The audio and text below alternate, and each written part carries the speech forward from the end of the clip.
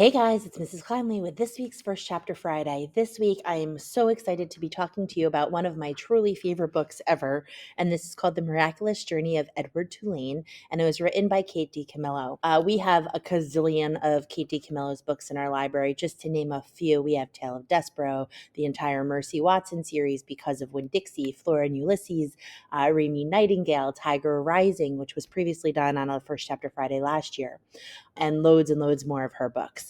This story I personally love for so many reasons.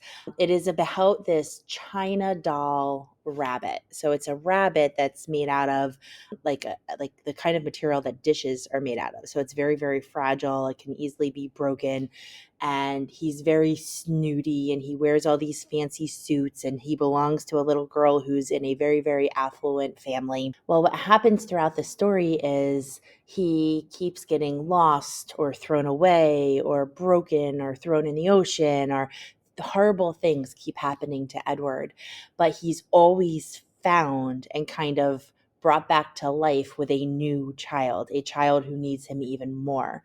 So as Edward is impacting the lives of the kids that he's living with, as their little doll, he is actually growing and being influenced by the circumstances of the situations that the kids are going through.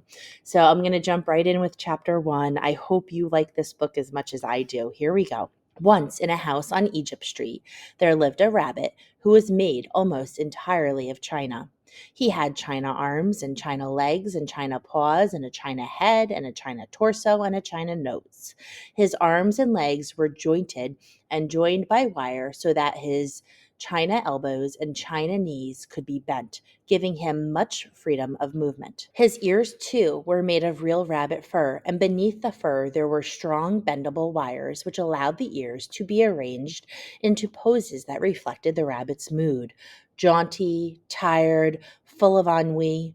His tail, too, was made of real rabbit fur and was fluffy and soft and well-shaped. The rabbit's name was Edward Tulane, and he was tall. He measured almost 3 feet from the tip of his ears to the tip of his feet. His eyes were painted a penetrating and intelligent blue. In all, Edward Tulane felt himself to be an exceptional specimen. Only his whiskers gave him pause. They were long and elegant, as they should be, but they were of uncertain origin. Edward felt quite strongly that they were not the whiskers of a rabbit, whom the whiskers had belonged to initially. What unsavory animal was a question that Edward could not bear to consider for too long. And so he did not. He preferred, as a rule, not to think unpleasant thoughts. Edward's mistress was a 10-year-old, dark-haired girl named Abilene Tulane, who thought almost as highly of Edward as Edward thought of himself. Each morning after she dressed herself for school, Abilene dressed Edward.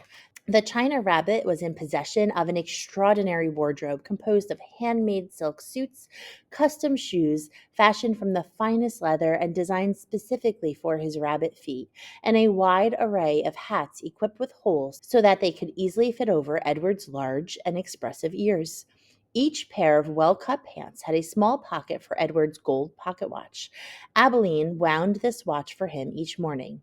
"Now, Edward," she said to him after she was done winding the watch, "when the big hand is on the 12 and the little hand is on the 3, I will come home to you."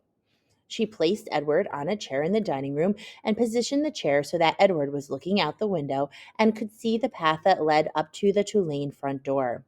Abilene balanced the watch on his left leg. She kissed the tips of his ears, and then she left, and Edward spent the day staring out at Egypt Street, listening to the tick of the watch and waiting. Of all the seasons of the year, the rabbit most preferred winter, for the sun set early then and the dining room windows became dark, and Edward could see his own reflection in the glass. And what a reflection it was! What an elegant figure he cut! Edward never ceased to be amazed at his own fineness. Okay, guys, so again, our book this week is The Miraculous Journey of Edward Tulane. It is found in our fantasy section under DIC for DiCamillo. I love this book. I can't stress that enough.